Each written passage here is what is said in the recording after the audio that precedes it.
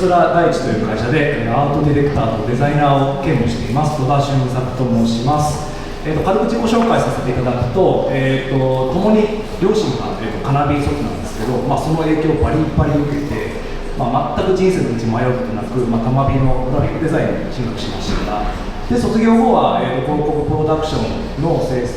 社で8年ほど勤務した後、職業訓練校でウェブデザイン、本当初歩中の処方を学んだ後、今のおいしい草大地に、ジョインしてますと。でここに書かれているのが、僕の個人的なビジョンです。ブランドやサービスやプロダクトの本質的な価値を見つけ出し、分かりやすく正しく世の中に提案できるデザイナーになるっていうことができるような、デザイナーになるために今日々頑張っているっていう感じです。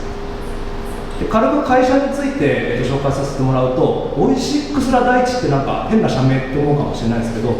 内訳としてはシンプルで、オイシックスとラディッシュ坊やと大地を守る会っていう3つのブランドが、合わさった社名になっています。でこれからの食卓、これからの畑っていう、ビジョンを掲げていて、食に関する、いろんな社会問題が今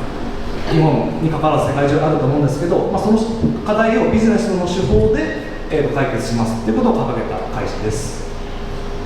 で僕はその中の、オイシックスっていう、事業の中にいて、オイシックスは、簡単に言ってしまうと会員制の食のサブスクリプションサービス、フードサブスクリプションサービス、英語的に言うっていう感じです。じゃあそういう食を扱う会社のデザインどういうことやってるか、何を語れるかでいうと、分かりやすく、食の撮影ディレクションの話を今日はさせてもらおうかなと思ってます。今これ焼肉の写真なんですけど、これちなみに一切火使ってません。はい。でもう、毎日のように何かしらのその食べ物の商品の撮影ディレクションをいろんなデザイナーがやっているんですけど、もう美味しそうに撮るのはもう当たり前で、もう実はめちゃくちゃロジカルにもう考えて撮影をしています。例えばもう何個売らなきゃいけないのとか、もう数年販売するのか、もう期間限定で販売するのとか、もうその商品ってどういうストーリーとかメッセージ性が込められて開発されたのとか、いろんな情報をデザイナーが深掘っていって、でどういうふうに撮影するのかっていうことを決めながら日々頑張っています。で年々事業規模も拡大していっているので、やっぱデザイナーの人数もどんどん膨れ上がっていって、今50人ぐらい部署の中にいるんですけど、何ができていれば撮影ディレクションのスキルが高いとされているのかっていうのはちゃんと明文化しなきゃいけないよねということで、そういうのを作ったりもしてやっています。で結構もう誇張抜きに1枚の写真を撮るのに会社の経営とかそのお客様の生活とかまで結構思いを馳せてやっています。なぜかというとシンプルに、これって人が口に入れるものなので、結構この写真1枚でそのブランドの売り上げとか信頼感とかイメージっていうものがもう左右されるんだっていうぐらいの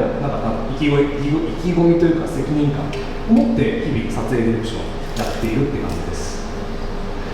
で今日このテーマ語ろうと思ってた理由として、もう最近、前から撮影ディレクションって面白かったんですけど、最近より一層めっちゃ楽しいなと思いながらやっていて、それってなんだろうって考えてきたときに一つ思ったことが、経営とか事業戦略とかそういうマクロの話が全然わけわからなすぎる問題っていうのがやっぱあるなと思っていて、結構デザイナーも上流のコミットっていうのをやっぱ求められるようになってきてて、でも分かんないワードだらけみたいなで、結構逃げるような形で撮影に結構集中してたりとかしてたんですよね。でもこの事業のそのマクロの話とこの撮影のミクロの話のこの行き来する行動って前にこれ体験したことあるようなことな気がするなっていうふと思ったんですよね。でそれって何かって考えていくと、デザイナー志した美術大学とか進学したことあるので分かると思うんですけど、デッサンだなと気づきました。でもうかれこれ20年近く前デッサンで僕も日々毎日のようにやらされていて、当時はなんでこんなことやらなきゃいけないのかなとやらされてる感じでやったんですけど、あれって書く訓練じゃなくて見る訓練だなって教えられてきてて、当時は全然ピンときてなかったんですけど、今改めて結構デッサン大事だなっていうのを痛感してるっていうのがここ最近ですね。で結構この事業戦略っていうマクロの話とその撮影ディレクションっていうミクロの話のこの行き来って結構デザイナーにとってすごい難しいことなんじゃないかなって最初思い込んだんですけど、これって結構デッサンと同じことかもなって考えると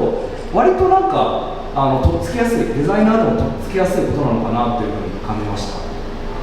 でなんかそういうなんか今デザイン人生の伏線回収みたいなものを結構驚いたりもしてるんですけど、結構デザインとか人生って楽しいなって結構今最近シンプルに噛みしめてます。でなんかイソップ童話じゃないですけど、なんかレンガを積んでいるのではなく歴史に残る建物を作ってるんだみたいな逸話があったと思うんですけど、なんか結構普段皆さんもなんか目の前のちっちゃい仕事とか、なんかデザインの仕事でも何でもいいんですけど、なんかそれをやるときになんか会社とか経営のことにまで思いを馳せながらデザインに向き合ってみるっていうのを結構僕は個人的にお勧めしていますってことが今日言いたかったです。でちなみにここからが超個人的な話になっちゃうんですけど、おっと冒頭掲げたこのビジョンのなぜのところなんですけど、僕多分2年後ぐらいに岐阜県に移住するんですよね。でそこで実家の、妻の両親がやってる、事業を継いで経営者になるっていう未来が約束されてます。で結構なんか東京でずっと生まれ育ってきたんですけど、なんかそこに感謝の気持ちを込めてなんか置いていくっていうことがやりたいなと最近思っていて、なんでこの登壇する機会っていうのもちょっと置いていくっていう活動の一つとしてやらせてもらって、本当に今日機会いただいてありがとうございます。はい。なので今日いろんなものをここに置いてくるっていう場合に、なんか皆さんからの面白い話を聞いて持っていくっていうことも同じぐらい大切に思ってるので、いっぱいお話ししたいと思ってますって話でまとめたんですけど、結構後半の方だったっていうのもあんま時間がないので後ほどよろしくお願いします。はい、以上になります。はい。